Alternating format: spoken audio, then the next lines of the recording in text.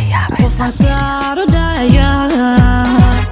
ku dayga gatay nafnaftayda dhowrto dhiga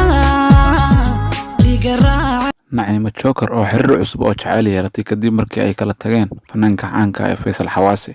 iyo Faysal Xawaasi oo xanaaq ka xanaaqay daraadid abkeedii isirkeeda wacay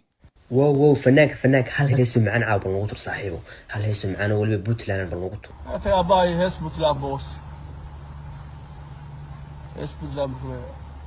اباي هيس بوتلان مثل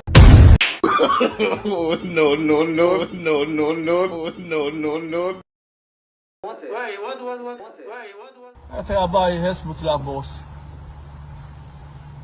هيس بوتلان اباي هيس بوتلان مثل انا عاين نبرك لو واي ما نعيمة جوكر بعد كلا تك iyo Naciima Joker oo iyadoo ku jajisay saaxiibkeeda hore Faysal Xawaasi muuqaal la soo duubtay saaxiibkeeda cusub niyayso inaan xarumay وقوش نعبكين حلديدا هلا أوريني حنونتي معن ولقا حفلت haddaba maxaad kala socotaa jacaylka cusub ee Naciima Joker ma soo ogtahay inuu sababteeda lahaa inay kala tagaan Naciima Joker iyo Faysal Xawaasi waa kan Naciima Joker suldaankeeda oo ka hadlaya arrinkan ka hor inta aysan kala tagin Faysal iyo Naciima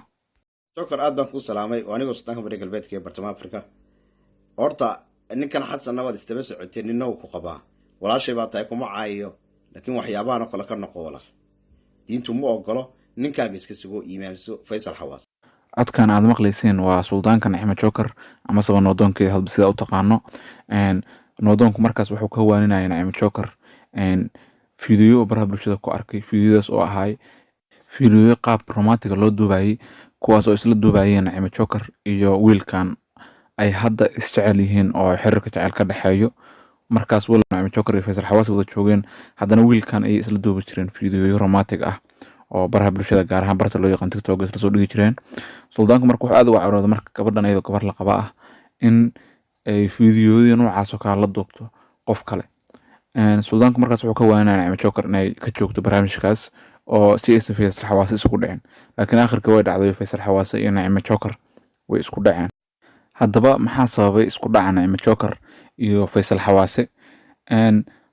dabcan anaku qof qaabay u qaaday laakiin anaku waxaan haynaa xog rasmi ah iyo cadeymo waliba anaku waxaan xiganaynaa nabadoonka Naciima Joker ama suldaankeeda oo noo soo diray cod oo markii uu dhaxaadinayay u duubay qaar oo u diray Naciima Joker iyo qaar oo u diray Faysal Xawaasi codkaas oo in ku soo gudbi doono fiidiyogan dhexdiisa balse muhiimadda ugu weyn ayaa waxay tahay in Naciima Joker ay jeclayd wiil ku nool wadanka Mareykanka gaar ahaan ay isku xaafad ku nool yihiin Naciima Joker wiilkaas oo ahaa hadda wiilku aan in ku soo bandhignay fiidiyoga qaybtiisa hore balse marka hore waxaan ka hormareynaa arinta Naciima Joker iyo Faysal Xawaasi Faysal Xawaasi iyo horta Naciima Joker markii hore waxay isku guursadeen qaab ay Soomaalidu dhahaan rag iska dhicis ama fortune maadaama ay Naciima Joker fortunesnet marka uu guursanayay Faysal Xawaasi ay fortunesnet waxaan ula jeedaa dabcan Naciima Joker nin ayay ku ballameen inay is aroosaan sida caadiga ah family ka doontay waa laga yeelay processkaas dhan waa soo mareen kaliya waxa uu dhimanad in xaflad loo dhigo hamiinkii xafladda lagu ballansanayo oo in arooska Naciima Joker la dhigo lagu ballansanayo ayaa ninkii la rabay inuu arooska soo qayb galo u yimaado ayuu ninkii dhuuntay kadibna Naciima Joker kaligeed ayay xaflad dhigatay waxa laga yaabaa inaad rumaysan markaas balse hadda aad geliso social media gaar ahaan YouTube ka dad geliso xaflad Naciima Joker kaligeed xaflad dhigato waa arkaysaa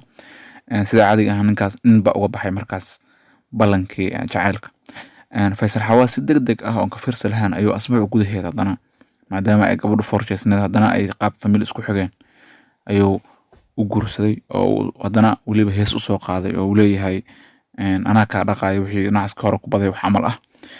aroos horta Naciima Joker iyo Faysal Xawaasi aroos sidaas fudeedka u dhacay oo ahay oo aan markii horeba si aad lagu dadagay balse kala tagiska hadda in ay kala tagaan Naciima Joker iyo Faysal Xawaasi waxa uu sabab ahay wiilkan كاميرا كذا مقدر قيبته رأيكم صوب النجاي ويلكن magaciisa waxaa la yiraahdaa Xasan Ismaaciil wiil ay isku xaafad yihiin wadanka Mareykanka Naciima Joker wiilkaas ay Naciima Joker waxay u jeclaatay si aan caadi ahaan maadaama aysan suurtagal ahaan inay wada kulmaan jacaylkeeda Faysal Xawaase wuxuu degan yahay wadanka Sweden asagoo sharci la-aan ku ah, iyaduna waxay degan tahay wadanka Mareykanka. Naciimo Joker waxaa la sheegay in ay mar isku dayday inay u tagtay maadaama iyadoo sharci leedahay inay u tagto Sweden, kadibna habeen madow lagu qabtay wadanka Sweden gudaheeda, iyadoo la sheegay in booliisku ay qabteen ayna ku qabteen waxyaabo sharci darro ah oo wadanka mamnuuc ah, sidaas daraadeedna ay isla markiiba soo celiyeen una sheegeen inaysan mar dambe kusoo laaban karin immigrationka ama airportka Sweden. sidaas daraadeed laga mamnuucay Naciimo Joker ee Mareykanka tagtay. Faysalna uusan sharci haysan oo ugu tago oo Naciimo Joker ugu tago xaaskiisa oo ku booqdo. Faysal Xawaase wadanka Sweden oo sharci la-aan ku ah muddo badan, intii isqabeen sida la sheegay mar xataa ma aysan kulmin Naciimo Joker iyo Faysal Xawaase. halkaas habeen ugu dhow habeenkiina wadanka waa laga celiyay, waxaa ka celiyay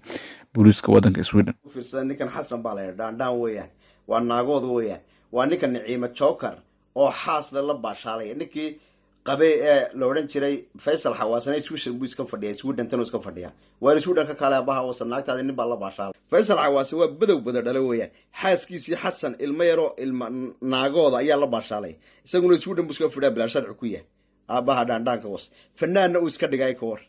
waxaan dabada xun leh qurunka. codkan aad maqlaysaan waa suldaanka Naciimo Joker oo ahaa kii isku daray Naciimo Joker iyo Faysal Xawaase. dabcan wuxuu aad ugu xun yahay ugu xanaaqsan yahay waxa ay sameynaysaa Naciimo Joker maadaama ay romantic video la jilaysay wiil kale iyadoo Faysal Xawaase qabo. codkan waxa uu diray group oo family ku leeyihiin oo soo dhigay suldaanka isagoo xanaaqsan oo ka xanaaqsan waxa ay Naciimo Joker sameeyayso. isla markiiba wixii uu suldaanku ka digayay waa ay dhaceen oo Naciimo Joker iyo Faysal Xawaase waa kala tageen kadib markii Faysal Xawaase loo geeyay muuqaalo la leeyahay waa kan jacaylka cusub ee Naciimo Joker oo Naciimo Joker ninkan isjecelihiin isku meelna ay joogaan adaguna uma tegi karin. dabcan Faysal Xawaase isla markiiba asagoo go'aan u qaatay maadaama uusan xaaskiisana u tegi karin nin kalena ay jeceshahay, wuxuuna si gobonimo leh u fasaxay Naciimo Joker oo uu ku yiri madaxaagan waan ku siiyey wadna mahadsan tahay. ilaa ay hadda kama uusan hadlin Faysal Xawaase asagoo barnaamijka furitaankiisa, wuxuuna u gaabsaday si gobonimo leh maadaama uu yahay nin rag ah oo yacni ay laga rabo asagoo inuu samro. laakiin Naciimo Joker ayaa dabcan aad u bumbuunaysa jacaylkeedan cusub iyadoo oo qaab ku xumeyn camal u isticmaalaysa maadaama oo Faysal ahaay in iska afgaaban markiisii horena qaab gurmad camal u guursaday u dhahay gabadhan walaasha oo forjaysan dabcan qabo. laakiin Soomaalidu waxay dhahaan guurkii geedkii orod lagu kor orada looga degaa, oo dabcan waxaa iska cadeyd in guurka Naciimo Joker iyo Faysal Xawaase oo ahay guur aad lagu dedegayo si sahal ah loo galay, balse wax kasta qadaray ku dhaceen. Naciimo Joker iyo Faysal Xawaasena way kala tageen. xasan marka yarkan cusub ee xasan oo Naciimo Joker jacaylkeeda ah dabcan waa nin aad u dhalin yar oo marka loo fiirsho Naciimo Joker aad uga da'yar, waana nin dabcan kasoo jeeda waqooyiga Soomaaliya ama sida u taqaano Somaliland.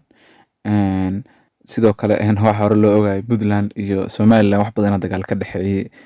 dadka majlisayaasha ama social media ku kaftama waxay yaanta dambe wadeen dagaalkii Somaliland iyo Puntland wuxuu isku bedelay qaab kale oo wuxuu isku bedelay gabdhaha. waxa hore loo ogaayay Nasteexa Indho oo iyaduna guursatay nin Somaliland u dhashay, marka qofkii labaad noqonaysa dabcan Naciimo Joker oo guursatay nin Somalilander ah walo aan horay macnaha hadda uusan wax meher u dhicin, haddana waa jacaylkeeda aad macnaha ay soo kalsoon yihiin oo baraha bulshada gaar ahaan bar TikTok ay markasta kusoo bandhigto iyada oo my love kusoo qoraysa. dabcan waxaan leenahay anaku kama xumin haddaan tiim wayaabaysaa nahay, waxaan idin leenahay hambalyo, ilaahay guurkiina idin fududeeyo iskuna waara insha Allah. laakiin Naciimo Joker aniga dabcan waxaan kula tali lahaa inaysan miskiinkii hore ay kala tageen inaysan ku digan, aysan dabcan bonbonuska tirada badan leh iyo fiidiyaasha ay ku bahdilayso ay yarayso dabcan maadaama qof bini'aadam ay tahay oo xaysiiska tirada badan leh sida hadda fiidiyowga ay soo duubaysay oo heesta dul saareed oo kale oo heesta oo sidan u dhacaysay. miyayso inaan xurumay u qoosh nacabkeena xildiida halla oorine xanuunti macan weliga. intaas ayaan kusoo gabagabaynaynaa dabcan barnaamijkii aynu ugu talagalnay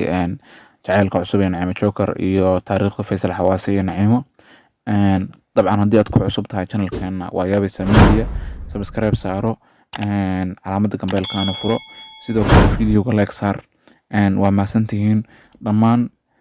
team waa yaabaysaa media waxaa inoo balan xogo qarsoodi ah oo aan social media ama youtube-da kala soo gelin waadna mahadsantihiin waad ku mahadsantahay sida quruxda badan inoo daawatay thank you